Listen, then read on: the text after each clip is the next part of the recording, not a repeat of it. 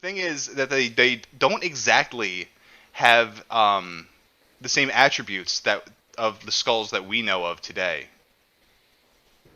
Pull this up on screen. Oh, it's a gigantic image. Terrible. Terrible presentation. It's huge. So, Sad. yeah. When you look at this skull, that's like a skull of an adult, basically. Yeah. Like that is someone who lived into their fucking, they grew into their goddamn body. That's not a baby skull. And like most people will just say that it's just what they call cranial binding, Yep. where they'll like wrap like a cloth, or they'll put like the baby's head between two boards when it's young, and then that will like shape its skull. So yeah, but a lot of these skulls, they actually display different traits than most most skulls that we'll see. Like most skulls have three plates that are kind of they don't get fused together until the skull is like fully formed. So while it's a baby, that's why you can still mold the thing. It's because it's like pliable. But some of these skulls, where your average human skull will have three plates, they only have two.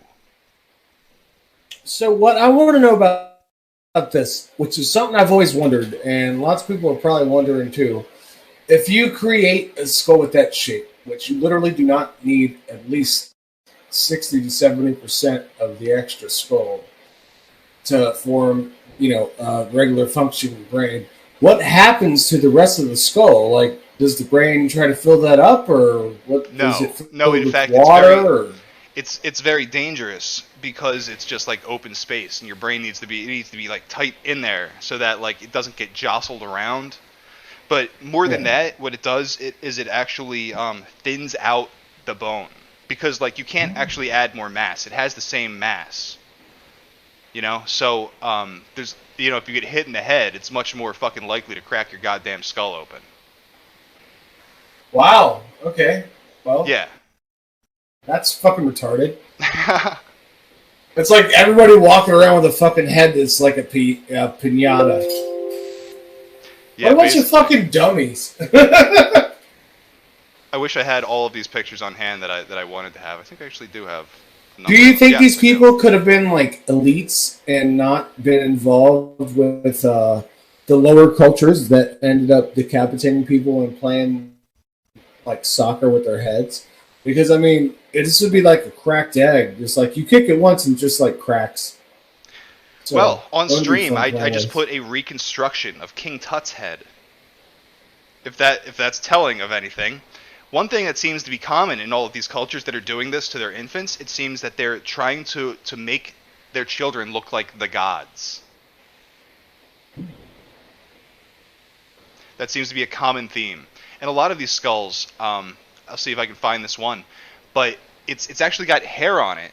And the thing about it is, they say it is the original hair, but it's not Native American hair. With which skull? The one that you're talking about in South America, or Yeah, and I don't know where the fuck it was from. I looked into about 1,000 fucking skulls here. dude? Okay, this gives me lots of credence for my belief that the majority of what was happening in Northern America at that time was not the quote unquote native peoples. It was literally either Vikings or Romans, and I still think the Romans reached the Americas, and I will never back down from that fucking plateau. But I feel like all these different groups actually reached the Americas, and they just said fuck it and never went back. I don't believe that's what's going on. I think there was a race that I think had, and this goes into like almost like Atlantean stuff, but I'm kind of convinced that there was a race that kind of owned the world. They colonized the world initially, and they had high technology initially, but something happened and they got wiped out along the way.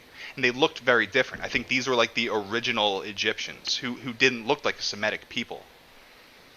And you see, I have it on screen now, the skull with the hair on it, and it's not Native American hair. It's they say like a lot of these skulls, if you saw it in life, the hair would be like strawberry blonde. And it seems like that was their normal color. When you look into stories about North American giants, like they all have red hair. It was this reddish hair, Again, that sounds like European. but it was long before what we know of as European. Well, quote unquote. I think it's most likely because how many races do you think were lost along the way? How many I are think about that a lot. going away Every right single now? time, every single time, like I look into a new language, and I don't try to learn it, but I learn the history of it. Think about how many languages, like we have lost hundreds of thousands of languages Yeah, along but the this years. skull I have on screen, this is actually a Mexican skull, and I had to bring it into the fold because it's not exactly South America, but it's very relevant to the skulls. This Fuck is skull, that? it's the Star Child skull, which was originally found by Lloyd Pye, who I think will bring us into our next topic. But this skull, it doesn't have frontal sinuses. The eyes are only about a half inch deep. It, like I said, it only has the two plates as opposed to the three that most human skulls should have. It's one of the they always just like bring this up when they're saying like alien hybrids, or like when a guy like L.A. Marzulli, who's like the Bible thumper, who's saying that the aliens are the fallen angels. Like he's saying that these are the hybrids between the aliens and the humans. Interesting. Yeah, that's the call there. Now, like I said, he got this skull from Lloyd Pye, who initially found it. Who he's another UFO guy, but it goes a little deeper than that. And I'm going to bring this skull back up. Well, now, what's the common thing in all my fucking favorite Bigfoot videos? There's one thing that they all seem to have in common, and that's the fucking conical head. Then you see this fucking skull. And it's got the hair. The hair's the right color. The fucking head is conical. Maybe this is a fucking Bigfoot, bro. You ever think of that? The way it looks. I know. Fucking uh, maybe. The thing about Lloyd Pye is that he said that Bigfoot was a Nephilim. In South America, there is the Mano Grande, which it's the South American Bigfoot. And yeah, it's got like all the same traits. They talk about it vocalizing in the woods. It'll like steal your crops. They say it builds shelter, which there's a lot of videos online of the North American Bigfoot supposedly building very crude shelters just out of branches, like turning them in on themselves in like a tent. There's talk of the Ukumar, which is like the same kind of beast, and we have the Maracoxy, and all of these things are basically like wild men. And one thing I thought was interesting is Delois ape. Have you looked into that? yeah, but that was from Florida, so I didn't really go into it. That's not true. You're What? talking about the skunk ape. That's a different thing. No, Deloitte ape was from Florida, was it not? It was not. Am I wrong? You were wrong. I'm really pissed off because I actually got really into.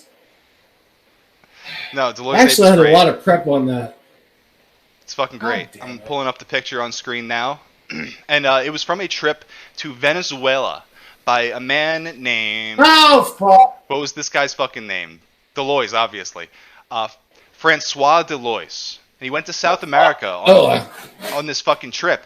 And he supposedly ran into these fucking apes. And they say apes because it supposedly didn't have a tail. And they were like 5 feet tall. They were walking bipedally.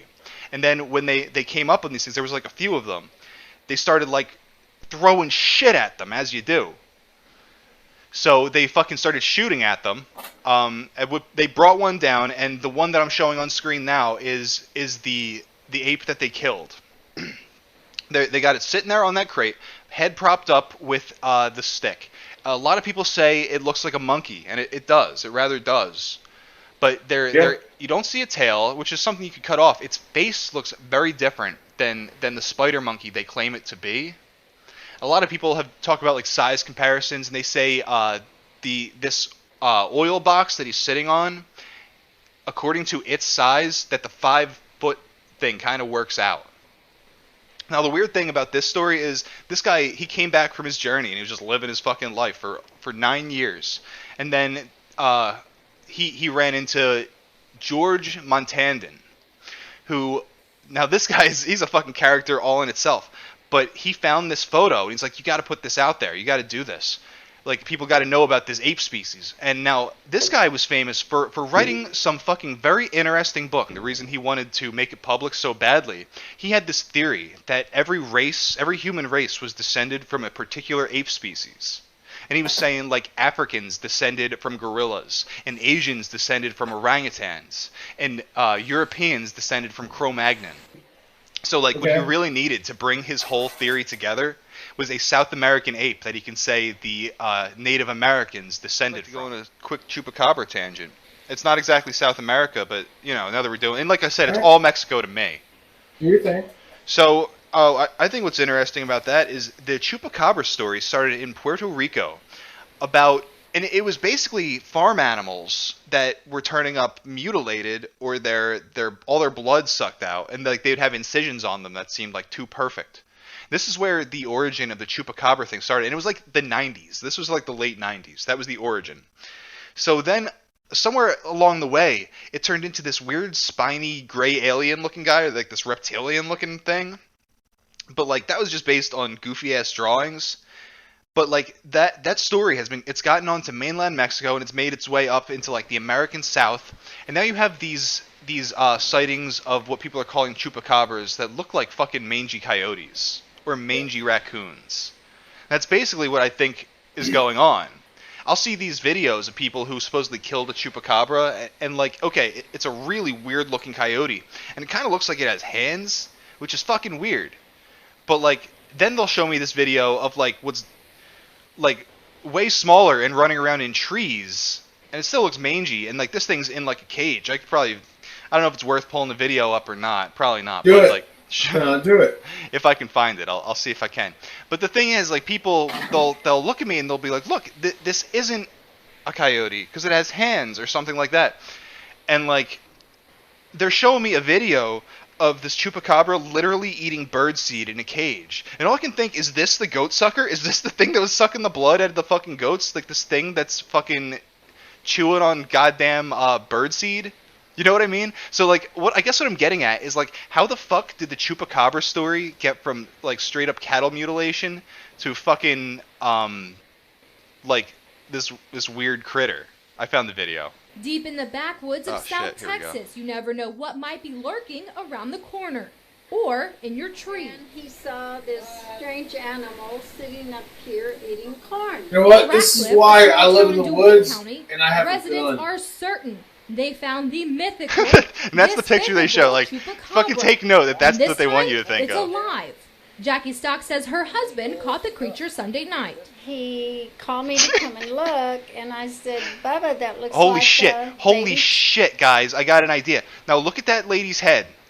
And now look at this fucking skull. Look at this elongated skull and that lady's head. What's going on here? What do you think is happening? She's elongated. She's one of them. She's a fucking Nephilim. Nephilim.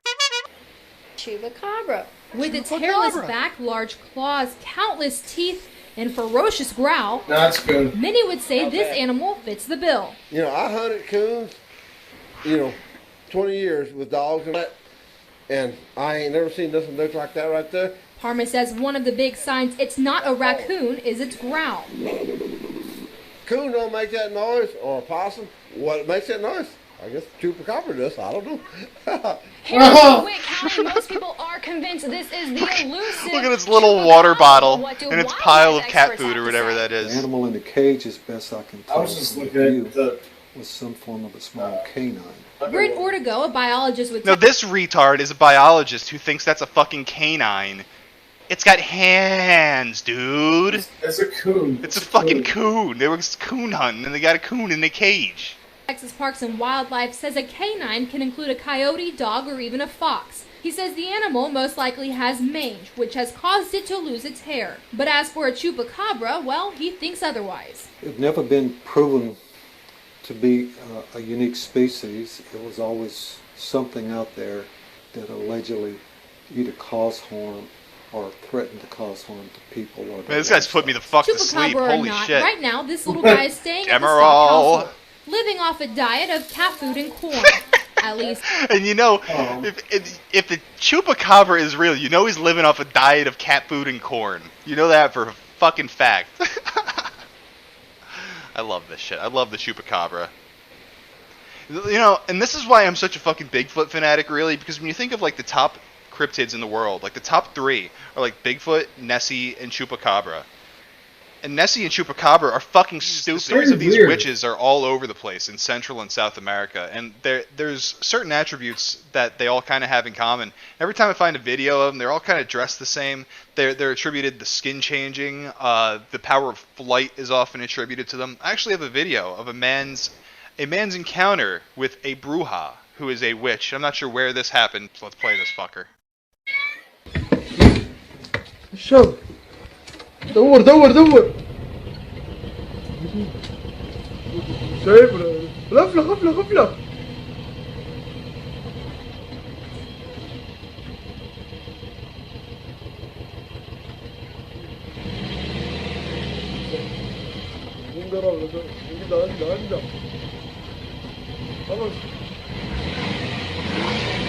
Fuck is that spooky? Oh my god!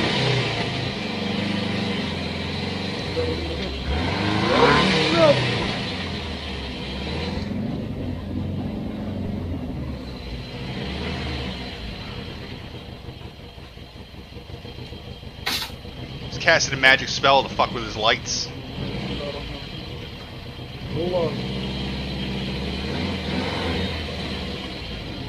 Oh, this stuff. Run her the fuck over!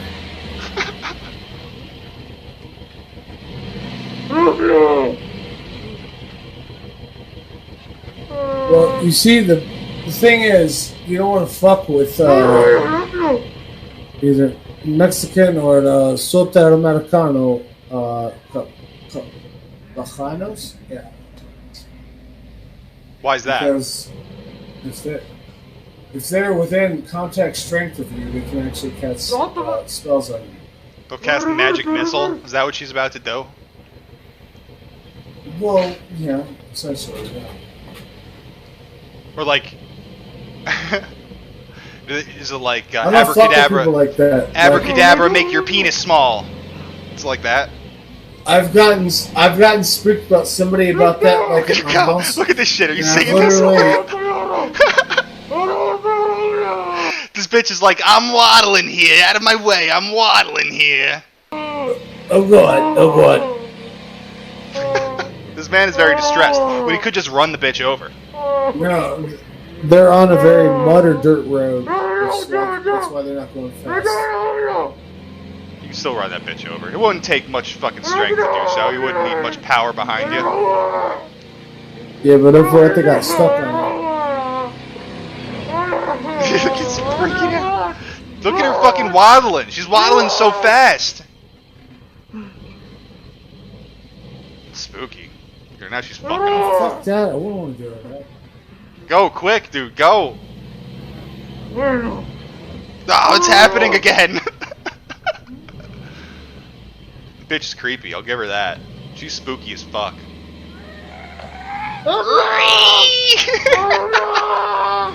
Oh, I don't know if everybody heard the scream, so I gotta wind it back there. That was very funny. Wind it back.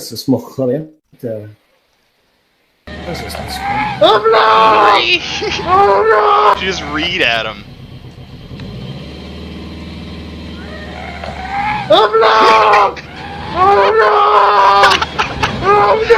Run, dude, run! Oh, and he's outie. He has escaped the fucking witch. Hilarious.